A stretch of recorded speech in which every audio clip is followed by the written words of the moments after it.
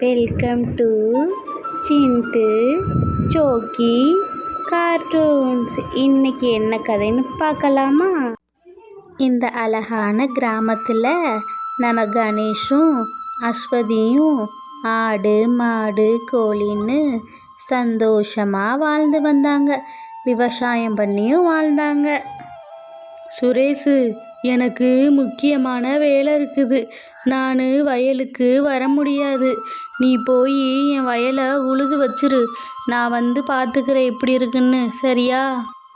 நம்ம கணேஷ் சொன்னதை கேட்ட சுரேஷ் அண்ணே வயலில் போய் தண்ணி பாய்ச்சி எங்கேயும் மேடு பள்ளம் இல்லாமல் வயலை நல்லா ஏறு பூட்டி உழுதாங்க.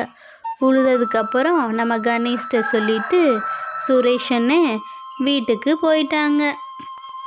ஏங்க ஃபோனும் கையுமா இருக்கீங்க? சுரேஷ் அண்ணே சொன்னாங்கல்ல வயலை உழுதுட்டாங்கன்னு.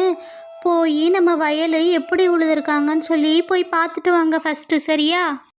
கோச்சுக்காத அஸ்வதி, இது ஒரு முக்கியமான கால். அதனால தான் ஃபோன் பேசிக்கிட்டே இருந்தேன். சரி, போய் நான் வயல் எப்படி இருக்குன்னு பார்த்துட்டு வரேன். தன்னோட மனைவி கிட்ட சொன்ன கணேஷ் அவர் வயலை நோக்கி ஸ்கூட்டியில் வேகமாக போய்கிட்டே இருந்தாங்க. யார் இந்த பானையை நம்ம வயலில் போட்டிருப்பா?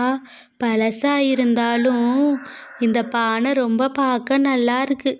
சரி, வீட்டுக்கு கொண்டு போய் ஏதாவது போட்டு வச்சுக்கலாம் அப்படின்னு சொல்லிட்டு நம்ம கணேஷ் அந்த வண்டியில் பானையை வச்சுட்டு வீட்டை நோக்கி போனாங்க. அஸ்வதி, இந்த பானை நம்ம வயலில் இருந்துச்சு, அதனால் எடுத்துகிட்டு வந்தேன். பழசாக இருந்தாலும் நல்லா இருக்கு. ஏதாவது பொருள் போட்டு வச்சுக்கலாம், சரியா? ஆமாங்க, இந்த பானை தங்கப்பானை மாதிரி பார்க்கவே அழகாக இருக்குது. சரி, நம்ம ஏதாவது பொருளை போட்டு இந்த பானையில் வச்சுக்கலாம். 2 பேரும் அப்படி சொல்லிட்டு கையில் இருந்த 1 கிராம் தங்க நாணயத்தை அந்த பானையில் சேர்த்து வைக்கலான்னு சொல்லிட்டு நம்ம கணேஷ் முடிவு பண்ணார். அப்புறம் அந்த தங்க காசை அந்த பானையில் போட்டார். திடீர்னு நிறைய காசு அந்த பானையில் வந்துருச்சு. என்னங்க இது? மந்திர பானை போலங்க. 1 காசு போட்டால் நிறைய காசு தரும் போல. அப்போ நம்ம சீக்கிரம் பணக்காரங்களாக மாறிடலாம். அப்போ காசை போடுங்க அப்படின்னு சொல்லி அவங்க நிறைய தங்க நாணயங்களை பானையில் போட்டு போட்டு வர வச்சு நிறைய காசை வீடு முழுக்க சேர்த்தாங்க. தம்பி, நான் சாப்பிட்டு ரொம்ப நாளாச்சு. எனக்கு பசிக்குது. கொஞ்சம் காசு இருந்தால் கொடுங்கப்பா.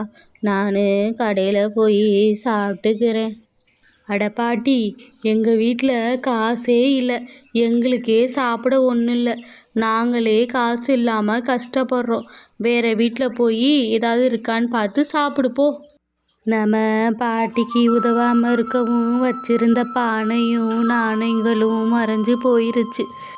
இனி நம்ம நிறைய பேத்துக்கு உதவி செய்யணும், சரியா?